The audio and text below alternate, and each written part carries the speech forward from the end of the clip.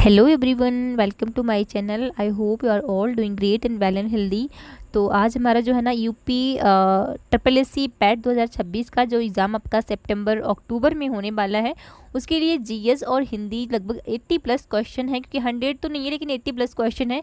Sure सारे question जो है ना बहुत ही इंपॉर्टेंट है। मेरा मानना है अगर आप इसको कर लेते हैं, अच्छे से करेंगे, तो इससे जो है ना मतलब जितने मैं लेकर आ रही हूँ ना, उनसे आपके 10 से 12 क्वेश्चन कहीं नहीं जाने वाले हैं। अच्छे लेवल क्वेश्चन मैंने सारे इसमें रखे हुए हैं, जो भी लास्ट ईयर्स में आए हुए मैंने उनका एनालिसिस करके फिर उन पे ही बेस्ड क्वेश्चन बनाए हुए हैं। तो मेरा ऐसा ही मानना है कि अगर आप इसको सही से कर लेंगे, मतलब रट लो यहीं से आएगा, मैंने बिल्कुल ऐसा लिखा हुआ, तो ये बिल्कुल बात सही है, क्योंकि अगर आपने इसको रट लिया ना तो यहाँ से आपके नंबर अच्छे बन जाएंगे और आप अच्छा स्कोर लेकर आएंगे पैट में। फिर उसके अलावा जो भी आपकी पैट के थ्रू वैकेंसी आएंगे उनको आप अच्छे से दे पाएंगे। तो क्वेश्चन देखते हैं बिना देरी करते हुए। क्वेश्चन फर्स्ट हमारा यहाँ पर हो जाएगा, थोड़ा जूम कर लेती हूँ यहाँ पर ताकि आपको अच्छे से विजुअल हो जाए। क्वेश्चन यहाँ पर है कि अत्यधिक, थोड़ा इसको ठीक कर लेती हूँ। अत्यधिक शब्द में कौन सा उपसर्ग है? अति, अधि, अति या फिर आपका आ जाएगा। तो यहाँ पर अति प्लस अधिक, अति प्लस अधिक हो जाएगा। तो यहाँ पर हमारा आंसर क्या हो जाएगा? ए यहाँ पर करेक्ट हो जाएगा। तो मैं आपको यहाँ पर थोड़ा डिटेल में कम बताऊंगी, सिर्फ आंसर ये बताऊंगी। और हाँ, एक बार मेरी रिक्वेस्ट आपसे रहेगी कि जितने भी आपका स्कोर इन 80 में क्वेश्चन में आए वो हमें कमेंट्स में ज़रूर बताएं जितना भी आप स्कोर इनमें लेकर आते हैं। अगर इनमें स्कोर आपका 42-50 रहता है ना, तो इसका मतलब आप सही, आपकी तैयारी ना वो सही डायरेक्शन में चल रही है। अगर आप इतना नहीं ले पा रहे हैं तो आपको और मेहनत करने की ज़रूरत है। तो यहाँ पर हमारा सेकेंड क्वेश्चन है, राजपुत्र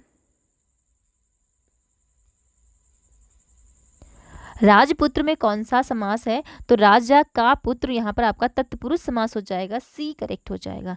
अगला देखते हैं कौन सा क्वेश्चन है आपका। जो मेहनत करता है वही सफल होता है, वाक्य में जो कौन सा सर्वनाम है? तो यहाँ पर जो वाक्य है इसमें जो कौन सा सर्वनाम है तो वो हमें देखना है। तो वो हमारा कौन सा सर्वनाम हो जाएगा? तो वो हमारा यहाँ पर संबंधवाचक सर्वनाम हो जाएगा, यहाँ पर सी करेक्ट हो जाएगा। अगला देखते हैं, नाक कटना मुहावरे का सही अर्थ क्या है? तो अपमान या फिर बहुत क्रोध या बीमार होना। तो यहाँ पर अपमान होना, आंसर बी करेक्ट हो जाएगा। अगला क्वेश्चन देखिए, कमल के समान मुख में कौन सा अलंकार है? तो कमल के समान मुख में आपका उपमा अलंकार हो जाएगा, यहाँ पर बी करेक्ट है। नेक्स्ट है, कामायनी के रचयिता कौन है? रामधारी सिंह दिनकर, जयशंकर प्रसाद, मैथिली शरण गुप्त या फिर सुमित्रानंदन पंत हो जाएंगे। तो हमारे जयशंकर प्रसाद अगर आपने लगाया है तो बिल्कुल सही लगाया हुआ है, बी करेक्ट हो जाएगा। नेक्स्ट क्वेश्चन है, गोदान उपन्यास के लेखक कौन है? तो वो आपके प्रेमचंद्र हो जाएंगे, Munshi Premchandra, A option correct हो जाएगा।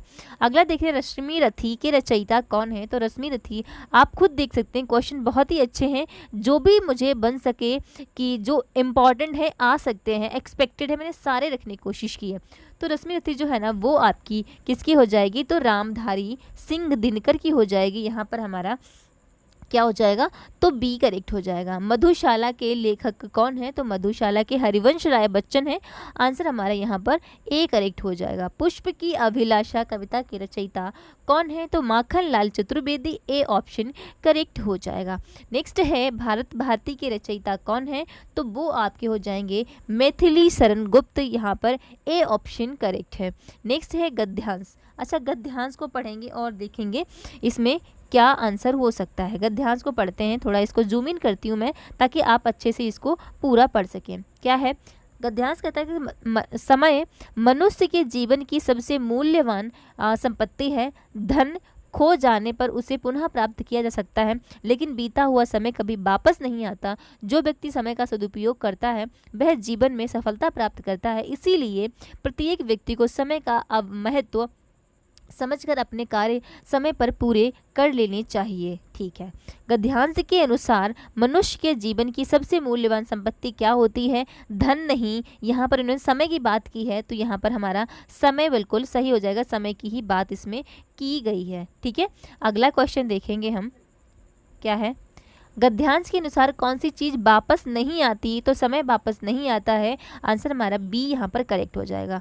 फिर क्वेश्चन दिया गया है कि सफलता प्राप्त करने के लिए व्यक्ति को क्या करना चाहिए, अधिक धन खर्च करना चाहिए, नहीं समय का सदुपयोग करना चाहिए, तो बी करेक्ट हो जाएगा। अगला है गद्यांश का सबसे उपयुक्त शीर्षक क्या है, धन का महत्व नहीं, स्वास्थ्य का महत्व नहीं, समय का महत्व बताया गया है, तो यहाँ पर सी करेक्ट हो जाएगा। अब हमारे हिस्ट्री क्वेश्चन देखते हैं क्या क्या क्वेश्चन है। सिंधु घाटी सभ्यता का प्रमुख बंदरगाह कौन सा था, कालीबंगा, लोथल, हड़प्पा या फिर मोहनजोदड़ो, तो सबसे प्रमुख बंदरगाह आपका मोहनजोदड़ो था, यानी कि डी करेक्ट हो जाएगा। अगला है सिंधु घाटी सभ्यता में प्रसिद्ध महान स्नानागार कहाँ मिला है, लोथल, धौलावीरा, मोहनजोदड़ो, राखीगढ़ी, तो विशाल स्नानागार जो मिला है वो आपका कहाँ मिला है, तो कहाँ पर मिला है बताओ भाई, सिंधु घाटी की महान, अच्छा बताओ भाई, तो भी आपका मोहनजोदड़ो मिला है, यहाँ पर हमारा सी करेक्ट हो जाएगा। अगला देखते हैं मौर्य साम्राज्य की स्थापना किसने की थी, तो आपके चंद्रगुप्त मौर्य ने की थी, आंसर सी करेक्ट हो जाएगा। कलिंग युद्ध के बाद सम्राट अशोक ने किस धर्म को अपनाया था, तो बौद्ध धर्म को अपनाया था, आंसर हमारा यहाँ पर बी करेक्ट हो जाएगा। बौद्ध धर्म के संस्थापक कौन है, तो बौद्ध धर्म के संस्थापक आपके गौतम बुद्ध को माना जाता है, बी यहाँ पर करेक्ट हो जाएगा। नेक्स्ट है दिल्ली सल्तनत का प्रथम शासक कौन माना जाता है, तो दिल्ली सल्तनत का जो प्रथम शासक है ना, हम कुतुबुद्दीन ऐबक को हिस्ट्री मानती है, इतिहासकार मानते हैं, तो आंसर सी यहाँ पर करेक्ट हो जाएगा। लौह एवं रक्त की नीति किस शासक से संबंधित थी, तो ये आपके बलबन से थी, आंसर बी यहाँ पर करेक्ट है। नेक्स्ट क्वेश्चन है हमारा दिल्ली सल्तनत में एकता व्यवस्था को व्यवस्थित रूप से किसने विकसित किया था, तो किसने किया था, तो इल्तुतमिश ने किया था, आंसर हमारा यहाँ पर बी करेक्ट हो जाएगा। अगला क्वेश्चन है मुगल सम्राट जहांगीर का मूल नाम क्या था, तो वो आपका उनका सलीम था, आंसर बी करेक्ट हो जाएगा। अगला देखते हैं जहांगीर के शासनकाल में अंग्रेजों को भारत में व्यापार की अनुमति प्राप्त करने में किस अंग्रेज दूत महत्वपूर्ण भूमिका निभाई थी, तो वो कौन सा दूत था, तो थॉमस रो था जिसने महत्वपूर्ण भूमिका निभाई थी। बंगाल विभाजन किस वर्ष किया गया, तो 1905 में किया गया, आपका यहाँ पर बी करेक्ट हो जाएगा। मुस्लिम लीग की स्थापना 1906 में कहाँ हुई थी, तो यह ढाका बंगाल में हुई थी, यहाँ पर बी करेक्ट हो जाएगा। नेक्स्ट है असहयोग आंदोलन किस वर्ष शुरू हुआ था, तो 1920 में हुआ था, यहाँ पर हमारा सी करेक्ट हो जाएगा। अगला है भारत छोड़ो आंदोलन का प्रस्ताव किस वर्ष पारित किया गया था, तो ये आपका हुआ था 1942, यानी कि सी ऑप्शन करेक्ट हो जाएगा। नेक्स्ट है भारतीय स्वतंत्रता अधिनियम 1947 के तहत भारत और पाकिस्तान का विभाजन कब हुआ, तो उसके अनुसार अगर देखें तो कब हुआ था, यह आपका हुआ था 15 अगस्त 1947, 15 अगस्त, यानी कि ए ऑप्शन करेक्ट हो जाएगा। नेक्स्ट है निम्नलिखित में से किस राज्य की मधुबनी पेंटिंग को जीआई टैग प्राप्त हुआ है, तो वो आपका मिला है बिहार की मधुबनी पेंटिंग को, यहाँ पर बी करेक्ट है। नल्लामाला पहाड़ियाँ मुख्य रूप से किन राज्यों में पाई जाती हैं, तो याद रखना इंपॉर्टेंट क्वेश्चन है, ये आपकी पाई जाती हैं आंध्र प्रदेश और तेलंगाना के क्षेत्र में, यहाँ पर हमारा बी करेक्ट हो जाएगा। निम्न में से कौन सा भारत का टाइगर रिजर्व है, तो वो आपका रणथंभौर टाइगर रिजर्व, यहाँ पर आपका बी करेक्ट हो जाएगा। काजीरंगा राष्ट्रीय उद्यान किस राज्य में स्थित है और किस वन्य जीव के लिए विशेष रूप से प्रसिद्ध है, तो वो आपका कौन सा हो जाएगा, काजीरंगा राष्ट्रीय उद्यान, तो यहाँ पर आंसर हमारा क्या हो जाएगा, तो आपका हो जाएगा यहाँ पर असम, एक वन हॉर्न राइनो या वन सिंग वाला गैंडा। ओके, भारत का कौन सा भौगोलिक क्षेत्र पश्चिमी घाट जैव विविधता के लिए विशेष रूप से प्रसिद्ध है और यूनेस्को विश्व प्राकृतिक विरासत में भी शामिल है, तो वो आपका पश्चिमी घाट हो जाएगा, यहाँ पर बी बिल्कुल सही हो जाएगा। डोलोमाइट और चूना पत्थर जैसे खनिजों के लिए प्रसिद्ध अरावली पर्वतमाला का सर्वोच्च शिखर कौन सा है, तो आपका गुरु शिखर हो जाएगा, यहाँ पर आपका जो कि राजस्थान में है, आंसर ए करेक्ट हो जाएगा। नेक्स्ट है निम्न में से कौन सा युग्म सही सुमेलित है, तो सही सुमेलित देखना है तो हमारा उस गिर एशियाई सिंह, काजीरंगा एशियाई नहीं, सुंदरबन हेम तेंदुआ, तो यहाँ पर पहला ही बिल्कुल गिर एशियाई शेर के लिए सही सुमेलित है। मानचित्र पर भारत के दक्षिण पश्चिमी तट के समानांतर स्थित पर्वतमाला कौन सी है? तो वो आपकी कौन सी हो जाएगी पर्वतमाला? तो वो हमारी यहाँ पर पश्चिमी घाट हो जाएगी। यहाँ पर दक्षिण पश्चिम है ना, तो यहाँ पर पश्चिमी घाट ही आ जाएगी। ठीक है, ओके। भारतीय संविधान के अनुसार भारत की नागरिकता के संबंध में प्रावधान किस भाग में दिए गए हैं? तो भाग नंबर 2 में दिए गए हैं। आंसर हमारा बी करेक्ट हो जाएगा। नेक्स्ट है, भारतीय संविधान के अनुच्छेद 1 में भारत को किस रूप में वर्गीकृत किया गया है? तो वो किया गया है राज्यों का संघ, यानी बी करेक्ट हो जाएगा। नेक्स्ट क्वेश्चन है, निम्न में से कौन सा देश भारत के साथ स्थल सीमा साझा नहीं करता है? नेपाल करता है, भूटान करता है, म्यांमार करता है, लेकिन तजाकिस्तान नहीं करता है। तो ये हमारा यहाँ पर आंसर हो जाएगा। भारत के निम्न में से किस राज्य की सीमा नेपाल, भूटान और बांग्लादेश तीनों से लगती है? तो वो कौन सा राज्य हो जाएगा? वो आपका राज्य हो जाएगा पश्चिम बंगाल, यानी बी करेक्ट हो जाएगा। अगला देखते हैं, राज्य भारत के राज्य क्षेत्र में निम्नलिखित में से कौन शामिल है? केवल राज्य और केंद्र शासित प्रदेश, राज्य, केंद्र शासित प्रदेश एवं ऐसे अन्य क्षेत्र जिन्हें भारत अर्जित कर सके। तो यहाँ पर सी बिल्कुल सही हो जाएगा। ऑप्शन अच्छे हैं, क्वेश्चन अच्छे हैं, तो इनको आप अच्छे से करिएगा। भारत में आर्थिक उदारीकरण, निजीकरण और वैश्वीकरण की नई आर्थिक नीति किस वर्ष शुरू की गई थी? तो ये आपकी कब शुरू की गई थी?